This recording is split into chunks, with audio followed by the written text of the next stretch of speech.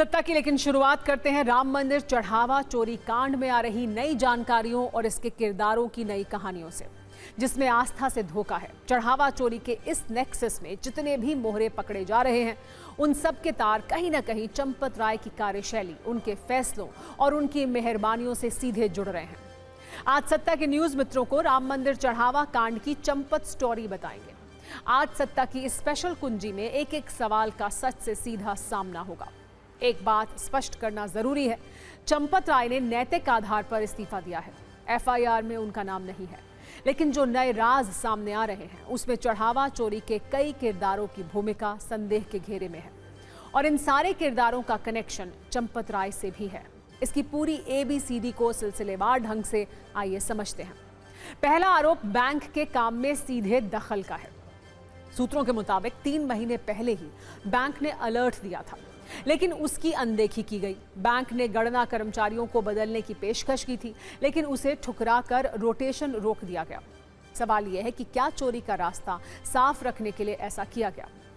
दूसरा बड़ा खेल टिन्नू एंड कंपनी पर मेहरबानी का है। चढ़ावा गिनने जैसी अति संवेदनशील काम में बिना किसी जांच परख के टिन्नू के रिश्तेदारों की सीधे एंट्री करा दी गई। बात सिर्फ रिश्तेदारों तक सीमित नहीं थी। बैंक और ट्रस्ट के बीच हुए MOU की धज्जियां उड़ा दी गई। दान पात्र खोलने के नियम तोड़े गए। निर्धारित सदस्य अनुपस्थित रहे। गणना कर्मियों का कोई ड्रेस कोड नहीं था, और बैंक कर्मियों की अनिवार्य मौजूदगी भी सिर्फ कागजों तक सीमित रह गई।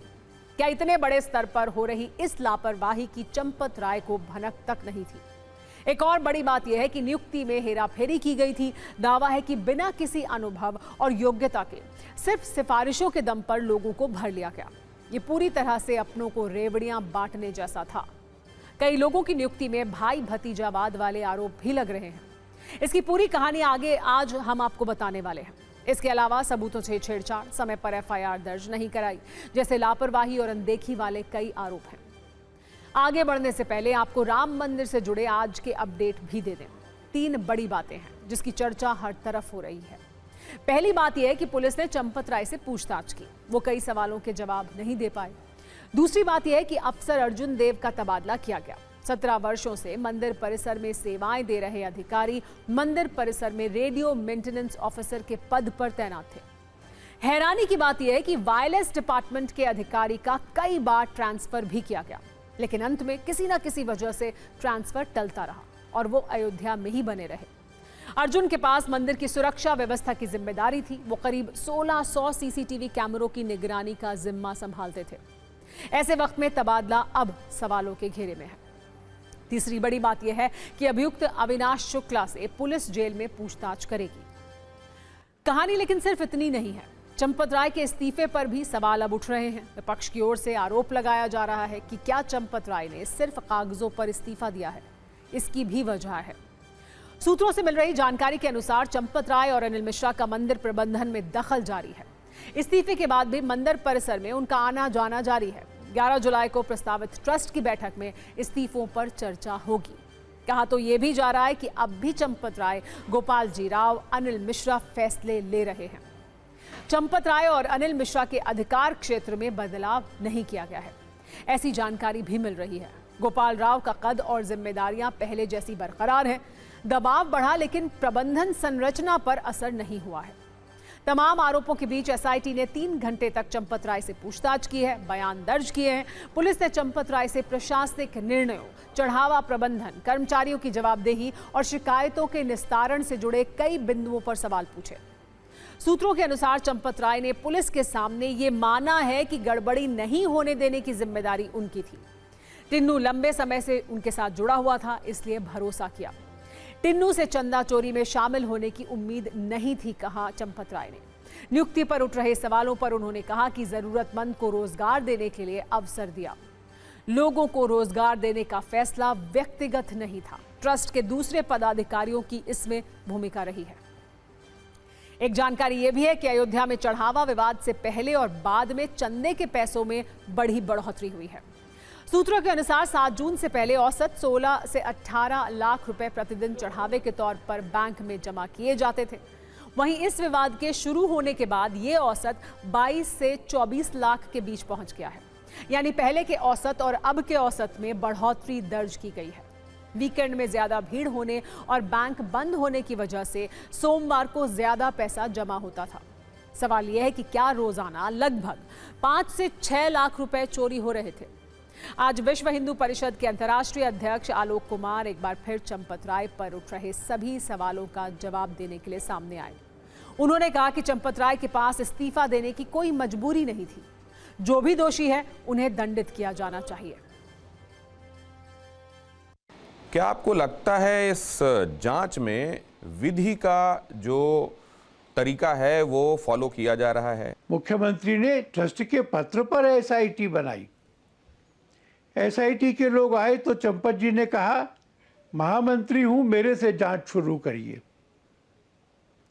और फिर जब प्रिलिमिनरी रिपोर्ट ट्रस्ट को दी गई तो उसी दिन एफआईआर कर दी गई। इसलिए मुझे नहीं लगता कि प्रक्रियाओं का उल्लंघन हुआ है। चंपत जी ने उसके अगले दिन जो स्टेटमेंट जारी किया उसमें कहा गया कि तीर्थ क्षेत्र ट्रस्ट के सभी कार्यों का वक्त वक्त पर ऑडिट होता है, हुंडी की गिनती का भी ऑडिट होता है, ये हो रहा है और उसमें कुछ भी उल्लेखनीय नहीं पाया गया। ये क्यों कहा गया? तो ये तो झूठ है। मेरे पास में इसका उत्तर नहीं है और अगर ऐसा बयान ना होता तो अच्छा रहता। लेकिन अगर वो पद पर बैठे हुए हैं और लंबे समय से ये चल रहा था, ये प्रतीत होता है, एक दिन की बात ये नहीं लगती है कि किसी एक दिन किसी की आंखों में धूल झोंकी गई होगी, तब ऐसे में प्रतिष्ठा, समर्पण, उनकी इंटीग्रिटी, उनका ट्रैक रिकॉर्ड उनको जांच और जांच की अप्रोच से इम्यूनिटी देता है या इससे कोई फर्क नहीं पड़ता? और अगर कोई फर्क नहीं पड़ता तो अभी तक सर उनके खिलाफ एफआईआर क्यों नहीं है? मैं और आप एक ही ट्रैक पर हैं, इसलिए मैं तो इस बात को तुरंत स्वीकार करता हूं कि उनका ट्रैक रिकॉर्ड या कोई भी अन्य कारण उनको जांच से इम्यूनिटी नहीं देता है और उनके खिलाफ भी जांच होनी चाहिए।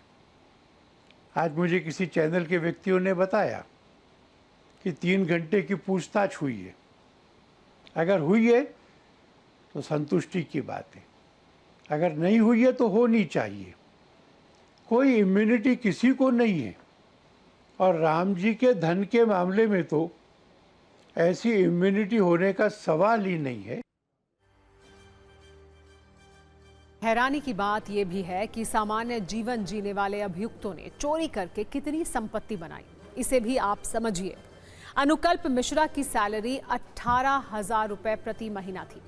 उसने 65 लाख का घर खरीदा था। तो देखिए क्या सैलरी थी और कितने का घर खरीदा, ये एक एक करके हम हर व्यक्ति का बता रहे हैं आपको।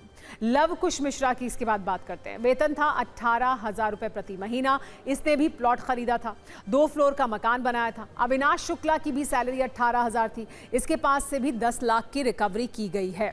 तो ये सब कुछ हो रहा था। लव कुश मिश्रा की हमने आपको बताया, अविनाश शुक्ला से सैलरी 18,000, 10 लाख की रिकवरी की गई। ये इनकी सैलरी थी और इतनी रिकवरी हुई है। अब बात करते हैं चढ़ावा चोरी में मुसलमान वाली राजनीति की। इसका श्रेय जाता है AIMIM के अध्यक्ष ओवैसी को। कल उन्होंने यूपी के बिजनौर में यह बयान दिया था कि अगर ट्रस्ट में मुसलमान होता जिस पर आरोप लगते, दोष साबित होता तो एनकाउंटर कर देते। ओवैसी की इस टिप्पणी पर कैसे सियासी चिंगारियां भड़क रही हैं, आप भी देखिए।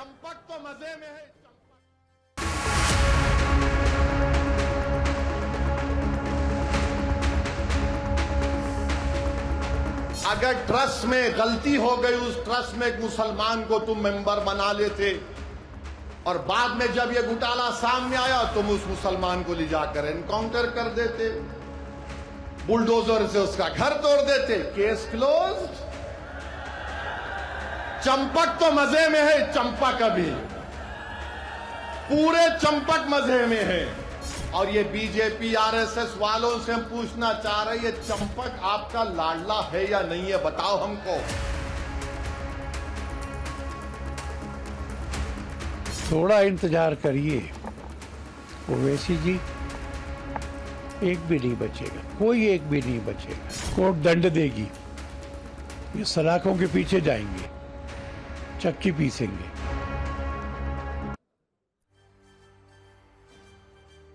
राम मंदिर चढ़ावा चोरी पर हाउस अरेस्ट वाली राजनीति भी जमकर हो रही है।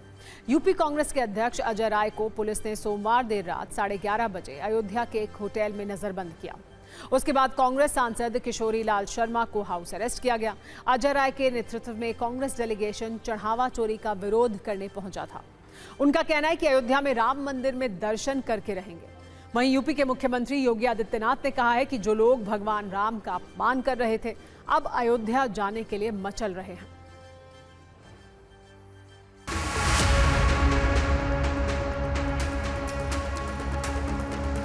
हम लोगों को कल रात से ही हमारे साथियों को हमें हाउस अरेस्ट किया गया होटल में और पूरी तरीके से प्रताड़ित किया जा रहा है और दर्शन करने से रोका जा रहा है।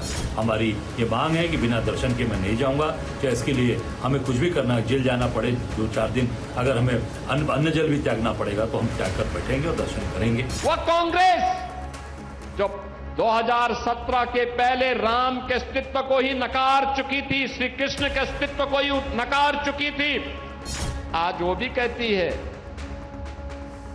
कि राम तो सबके हैं। अब ये लोग सब मचल रहे हैं अयोध्या जाने के लिए, लेकिन प्रभु राम तो जग नियंता हैं। वे भी जानते हैं सही कौन है और बुरा कौन है। सत्ता में खबरों का स्टीयरिंग पेपर लीक और नकल प्रेमी गैंग की बेईमानी वाले स्टॉप पर आइए रोकते हैं, जो 2 अलग अलग राज्यों से जुड़ा है, लेकिन इन दोनों में मिलकर देश में परीक्षाओं की स्थिति दयनीय बनाती है। छात्रों के भविष्य को अंधकार में डुबो दिया है। एक तरफ महाराष्ट्र का वो गैंग है जो हर हाल में पेपर लीक कराना चाहता है ताकि उन्हें मोटी कमाई हो सके, वो अपनी तिजोरी भर पाएं और इसके साथ ही बेईमान और अयोग्य लोगों को हर क्षेत्र में शीर्ष पर पहुंचा दें। दूसरी तरफ राजस्थान के वो छात्र और उनके परिवार के लोग हैं जो मेहनत से सफलता हासिल करने की बजाय नकल पर ज्यादा विश्वास करते हैं। वो शॉर्टकट और पैसे की ताकत पर सफल होना चाहते हैं, योग्य लोगों की जगह को छीनना चाहते हैं।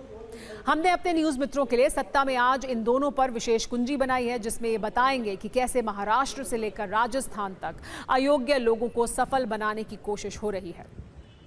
पहले राजस्थान के जयपुर में नकल प्रेमी गैंग की बात करते हैं और वीडियो के जरिए पूरी खबर आपको समझाते हैं।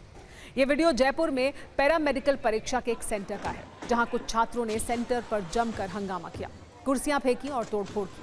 ये इसलिए हुआ क्योंकि यहाँ कुछ छात्रों को नकल के जरिए परीक्षा पास कराने की तैयारी थी, जो दूसरे छात्रों को पता चल गई। फिर टेबल की सारी टांगें सलामत नहीं रही, कुर्सियों के हाथ तोड़ दिए गए, हर सामान का चेहरा भी बिगड़ गया। नकल की ये कहानी प्रभा देवी मेमोरियल पीजी कॉलेज से शुरू हुई।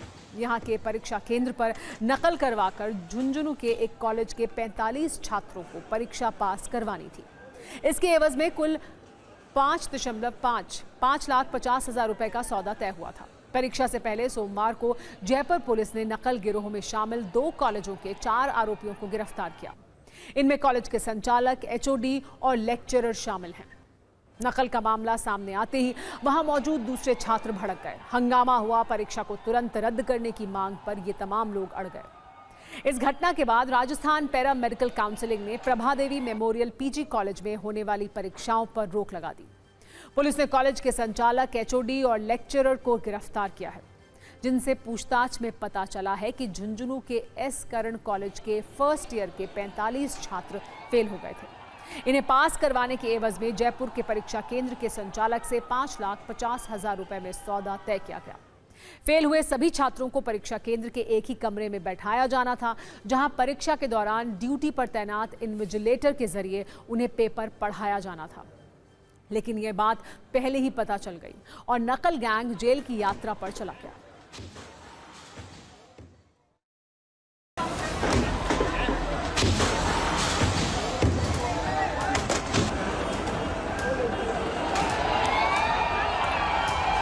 कैसे एक बड़ी चीटिंग पैरामेडिकल परीक्षा में हो रही थी और ये राजधानी के कालवाड़ इलाके में स्थित एक सेंटर पर हो रही थी, क्योंकि जिस तरीके से झुंझुनू से आए हुए जो तमाम जो परीक्षार्थी थे, ये 45 के आसपास जो है बताए जा रहे हैं परीक्षार्थी जो कि चीटिंग कर रहे थे, खुलेआम चीटिंग कर रहे थे। और ये जानकारी सामने आई है कि ये जो परीक्षार्थी जो है चीटिंग कर रहे थे, इनसे जो है 5.5 लाख रुपए लिए गए थे। और जयपुर का जो सेंटर था, कालवाड़ इलाके में जो सेंटर था, यहाँ इस सेंटर के जो मालिक थे उनको जो है पूरी तरीके से 3,27,000 रुपए दिए गए थे चीटिंग कराने के लिए।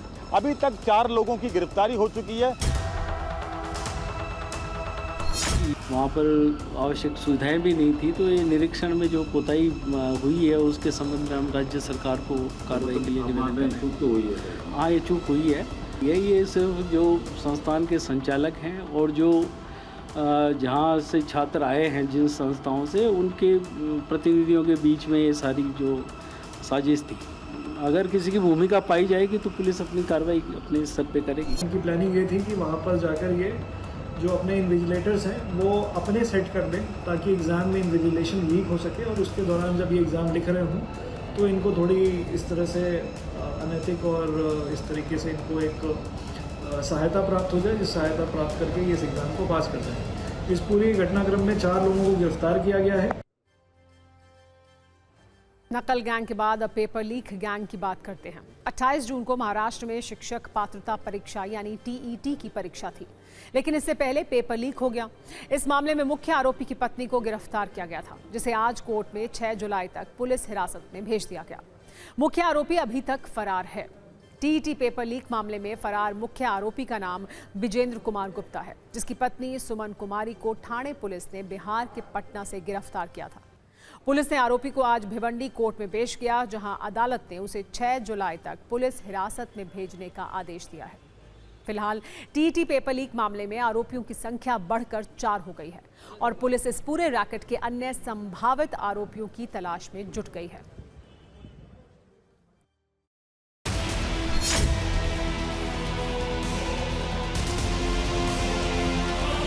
महाराष्ट्र टीचर एंट्रेंस टेस्ट घोटाले मामले में अब तक 4 आरोपियों की गिरफ्तारी हो चुकी है। जो चौथी गिरफ्तारी हुई है वो सुमन कुमारी गुप्ता की हुई है। सुमन कुमारी जो इस मामले में फरार आरोपी है विजेंद्र कुमार गुप्ता, उनकी पत्नी है। इनकी गिरफ्तारी समस्तीपुर बिहार से हुई है। ये जो महाराष्ट्र में टीईटी पेपर लीक का पूरा मामला, जिसका पर्दाफाश महाराष्ट्र की Thane crime branch, Thane police, Bhiwandi police ने किया है, इस पूरे मामले के तार समस्तीपुर से जुड़ते नजर आ रहे हैं, क्योंकि समस्तीपुर में सबसे पहले ये पेपर लीक हुआ। समस्तीपुर के विजेंद्र गुप्ता और वहां के जो दूसरे उनके को एक्यूज हैं वो इस मामले में इन्वॉल्व है। विजेंद्र गुप्ता इसमें वांटेड दिखाए गए हैं। उसके उपलक्ष्य में इसको अरेस्ट करके इससे कुछ आर्थिक व्यवहार हुआ है क्या, वो बारे में कोर्ट में पेशी की और वो दलीलों के ऊपर कोर्ट ने आज उसको सेम डे मतलब 26 जुलाई तक का पीसी दी है। 6 जुलाई। तो ऐसा माना जा रहा है कि मतलब वो भी शामिल हो उसमें? नहीं, ऐसा कुछ है ही नहीं है। खाली उनकी पत्नी होने के कारण, उनसे कुछ कॉल कॉन्टैक्ट होने के कारण वो ऐसा बोला गया है। बाकी ऐसा कुछ उनका सीडीआर, उनका कुछ वो बैंक का स्टेटमेंट ऐसा कुछ बताता नहीं कि ये विषय के अनुषंग से उनका कुछ वो लेन देन का विषय वगैरह हुआ है। पुढील वर्षापासून टीईटी व अन्य सर्व परीक्षा पूर्णतः पारदर्शक व शिस्तबद्ध वातावरणात ऑनलाईन पद्धतीने पार पाडण्याकरिता पुलिस जांच में यह भी पता चला है कि टीईटी परीक्षा के प्रश्न पत्र आगरा में छापे गए थे। आरोप है कि वहीं से पेपर निकालकर विजेंद्र गुप्ता के 4 साथियों ने उन्हें 2 सहयोगियों तक पहुंचाया। ये दोनों आरोपी पटना से दिल्ली पहुंचे और वहां से प्रश्न पत्र लेकर महाराष्ट्र के भिवंडी आए, जिसके बाद ठाणे पुलिस ने भिवंडी में कार्रवाई करते हुए 3 अभियुक्तों को रंगे हाथ गिरफ्तार कर लिया। जांच में यह भी पता चला है कि मुख्य आरोपी विजेंद्र कुमार गुप्ता का नाम इससे पहले 2023 में ओडिशा एसएससी पेपर लीक मामले में भी आया था। वो गिरफ्तार हुआ था, बाद में कुछ शर्तों के साथ जमानत मिल गई थी। यानी महाराष्ट्र टीईटी परीक्षा पेपर लीक से पहले भी विजेंद्र गुप्ता लीक वाले काम करता रहा है। इस कुंजी में हमने नकल वाले यूनिवर्स की 2 प्रजातियों का जिक्र किया है। ये दोनों प्रजातियां क्या कर रही हैं, ये अपनी तस्वीरों और सत्ता की कुंजी में आपने देखा। कुल मिलाकर ये दोनों ही वर्ग मिलकर भारत में होने वाली हर परीक्षा को अयोग्य लोगों का ओलंपिक बना देना चाहते हैं। सत्ता में अब पेट्रोल डीजल वाला चिंता कार्ड जो डोनाल्ड ट्रंप ने दिखाया है। ईरान अमेरिका की डील वाले संकेतों के बाद जब से कच्चे तेल की कीमतें क्रैश हुई हैं, तब से भारत में एक सवाल ट्रेंड कर रहा है। क्या पेट्रोल डीजल सीएनजी के दाम पर भी घटेंगे? अब ट्रंप ने भी कुछ ऐसे ही सवाल पूछे हैं। वैसे ये वही ट्रंप हैं जिनकी वजह से कच्चे तेल के दाम में आग लगी थी, और अब यही ट्रंप पेट्रोल डीजल वाली चिंता कार्ड लेकर आए हैं। ट्रंप ने ट्रुथ सोशल पर लिखा कि अमेरिका में पेट्रोल बेचने वाली कंपनियां तुरंत पेट्रोल की कीमतें कम करें। क्योंकि कच्चे तेल की कीमत घटकर $68 प्रति बैरल हो गई है। बावजूद इसके फायदा सीधा ग्राहकों तक नहीं पहुंच रहा है। ट्रंप के अनुसार पेट्रोल डीजल बेचने वालों को तुरंत इस पर ध्यान देना चाहिए। वो कीमतें मनमाने ढंग से नहीं बढ़ा सकते हैं, यह गैर कानूनी है। इसी के साथ उन्होंने चेतावनी दी है कि अगर कंपनियां ऐसा नहीं करती तो आगे बड़ी मुसीबत होगी। पेट्रोल डीजल की कीमतों पर विमर्श इस वक्त भारत में भी है। जिन तेल कंपनियों ने युद्ध की दलीलें और नुकसान का रोना रोते हुए पेट्रोल डीजल के दाम बढ़ाए थे, क्या जनता को वो अब राहत वाला शुभ समाचार देंगी? जब ईरान अमेरिका का युद्ध जारी था तब कच्चे तेल की कीमत $126 प्रति बैरल तक पहुंच गई थी। ये वो समय था जब पूरी दुनिया में पेट्रोल डीजल महंगा हुआ था। लेकिन अब जब कच्चा तेल $72 प्रति बैरल के पास है, कई देशों ने पेट्रोल डीजल के दाम घटाए हैं, तो क्या भारत के राहत के लोगों को भी राहत की डोज मिलेगी? हाल फिलहाल में 2 पड़ोसी देशों ने पेट्रोल और डीजल के दाम में बड़ी कटौती की है। इनमें एक है पाकिस्तान, जबकि दूसरा है श्रीलंका। पाकिस्तान सरकार ने पेट्रोल के दाम में 74 पाकिस्तानी रुपए प्रति लीटर की कमी की है, जिसके बाद अब उनकी कीमत लगभग 300 पाकिस्तानी रुपए के करीब है। वैसे जंग से पहले पाकिस्तान में पेट्रोल 267 पाकिस्तानी रुपए प्रति लीटर था, यानी दाम अब भी काफ़ी ज़्यादा है। इसी तरह श्रीलंका में 1 लीटर पेट्रोल की कीमत 20 श्रीलंकाई रुपए कम की गई है, जो अब 414 श्रीलंकाई रुपए हो गई है। लेकिन श्रीलंका में भी युद्धकाल में दाम में काफ़ी इजाफा हुआ था। वैसे राहत के इन आंकड़ों के जवाब में एक तर्क भी दिया जा रहा है, जिसके बारे में आप न्यूज़ मित्रों को ज़रूर जानना चाहिए। ये तर्क सरकार की ओर से भी दिया जाता है। जब युद्ध की स्थिति में दुनिया के बाकी देश पेट्रोल डीजल के दाम बेतहाशा बढ़ा रहे थे, अमेरिका से पाकिस्तान और म्यांमार से श्रीलंका तक कीमतें रॉकेट बनी हुई थी। वैसी स्थिति में भी भारत ने पेट्रोल डीजल की कीमतों को कंट्रोल किया था और इसमें सिर्फ 4 से 5% तक का ही इजाफा किया था। फ्यूल की कीमतें सिर्फ 7 से 8 रुपए प्रति लीटर ही बढ़ाई गई थी। लेकिन अब लोगों का तर्क है कि कच्चा तेल सस्ता हो गया तो इसकी राहत भी मिलनी चाहिए।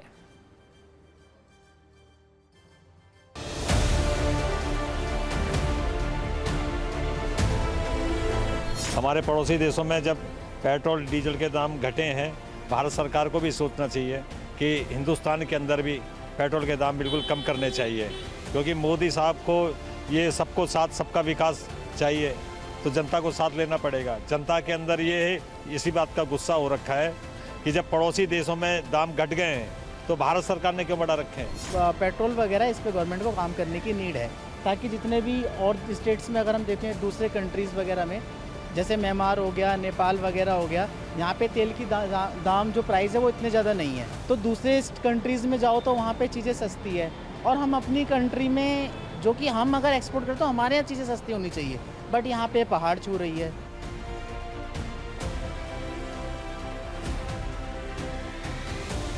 सरकार से गुजारिश करेंगे कि इसको कम करें और पब्लिक को कुछ राहत मिलेगी इसमें, क्योंकि इनकम कम है, खर्चा ज़्यादा है। अगर डीजल पेट्रोल कम होंगे तो शायद इनकम हमारी बढ़ जाए। अब तो किसी तरह कोई दिक्कत नहीं आ रहा। जब आगे से माल सस्ता, कच्चा माल सस्ता आ रहा तो यहाँ भी सस्ता कर देना चाहिए, ताकि लोगों को ज़्यादा दिक्कतें आ रही है जो वो कम हो जाए। गैस के दाम भी बढ़ाते जा रहे हैं, पेट्रोल के दाम भी बढ़ाते जा रहे हैं, और तेल भी बहुत ज़्यादा महंगा कर दिया है। तो मुझे तो नहीं लग रहा है कि कुछ भी अपने यहाँ स्थिति सही होगी। जरूरी सर, कम होना तो जरूरी है, लेकिन सरकार कर कहाँ रही।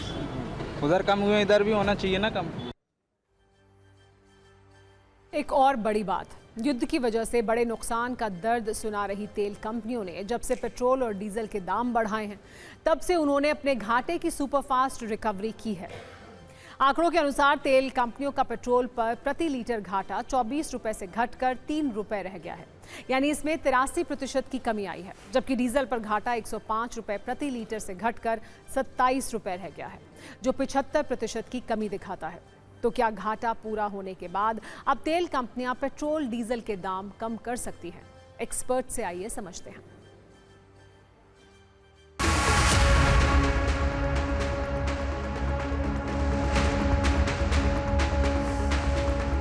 जनरली आप देखेंगे कि सोर्स डेस्टिनेशन से जब ऑयल चलता है तो 1 से 1.5 हफ्ते में भारतीय बंदरगाह पे पहुंचता है, फिर वहां से 1 हफ्ता 5 दिन 6 दिन रिफाइनरी पे पहुंचेगा, प्रोसेस टाइम होगा, प्रोसेस टाइम फिर वहाँ से वो ट्रांसपोर्ट के द्वारा पेट्रोल पंप पे पहुँचता था। पेट्रोल पंप पर वो सस्ता तेल उपलब्ध होगा, अगर आज सस्ता हुआ है तो 3 से 4 हफ्ते लग सकते हैं। इसलिए अगर आज कच्चे तेल का दाम मार्केट में कम हो रहा है तो इसका हमें 3 से 4 हफ्ते तक इंतजार करना चाहिए। अभी एज ऑफ नाउ कम्प्लीटली जो है वो सिचुएशंस नॉर्मलाइज नहीं हुई हैं और यही एक मेजर रीज़न है कि जिस वजह से गवर्नमेंट जो है अभी on a immediate basis and oil marketing companies जो हैं वो प्राइसेस को रिड्यूस नहीं कर रही हैं। इसके साथ साथ मैं ये भी कहना चाहूँगा कि अगर हम ये देखते हैं कि वेस्ट एशिया क्राइसिस अगर जो पीस अकॉर्ड की तरफ जा रहा है और अगर वो सिचुएशन स्टेबलाइज रहती है तो आप देखेंगे कि अगले 1 महीने के अंदर जो है प्राइसेस जो हैं वो रिड्यूस भी होनी शुरू हो जाएंगी। पेट्रोल डीजल वाली बहस के बीच देश में एथेनॉल ब्लेंडिंग और E20 पेट्रोल को लेकर एक बड़ी खबर आई है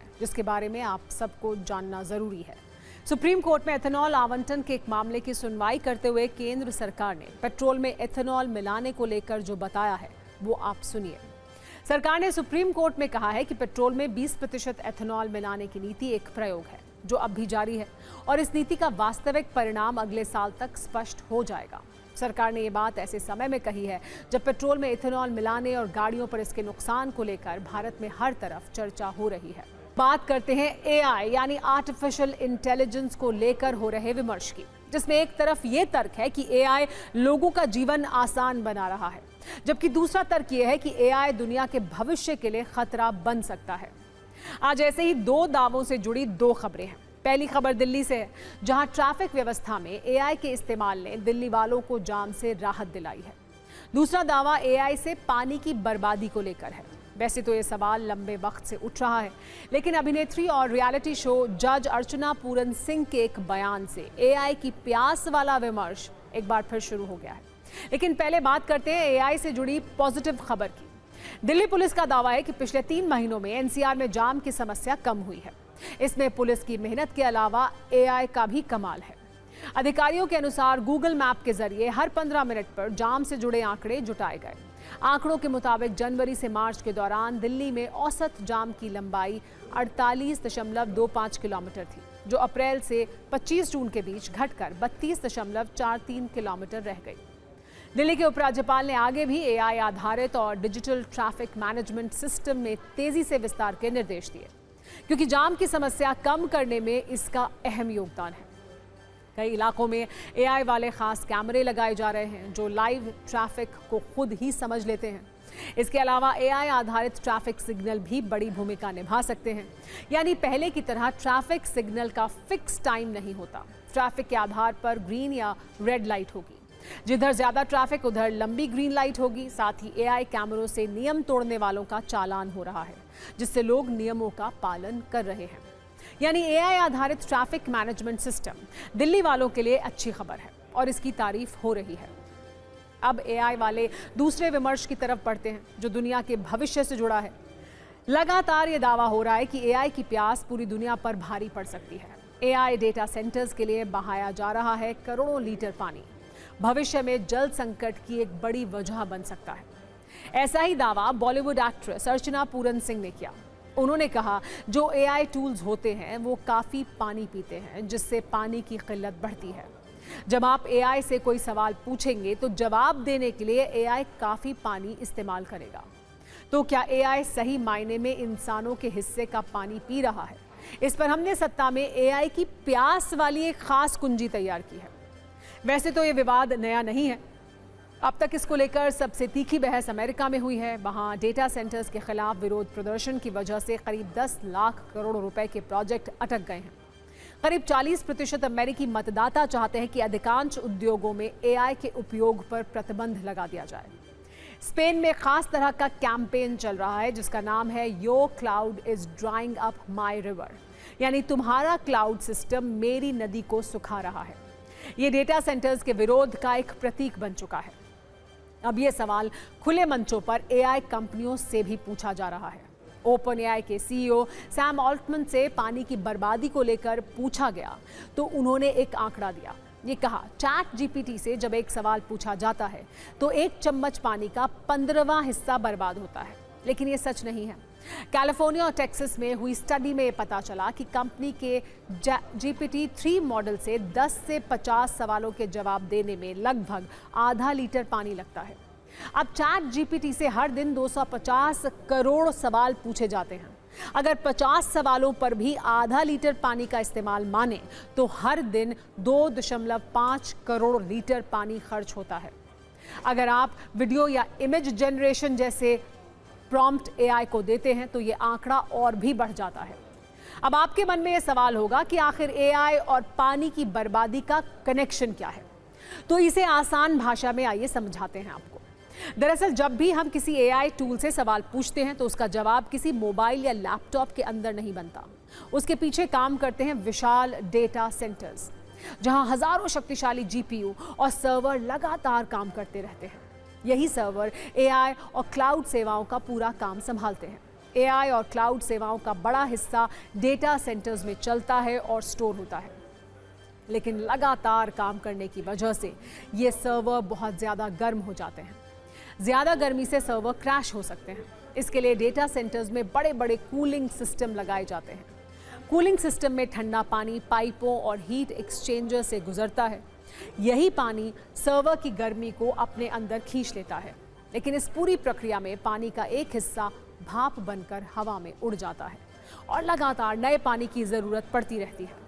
जैसे जैसे एआई का इस्तेमाल बढ़ रहा है वैसे वैसे डेटा सेंटर्स पर लोड भी बढ़ रहा है, यानी सर्वर ज़्यादा चलेंगे तो उन्हें ठंडा रखने के लिए पानी की ज़रूरत भी बढ़ेगी।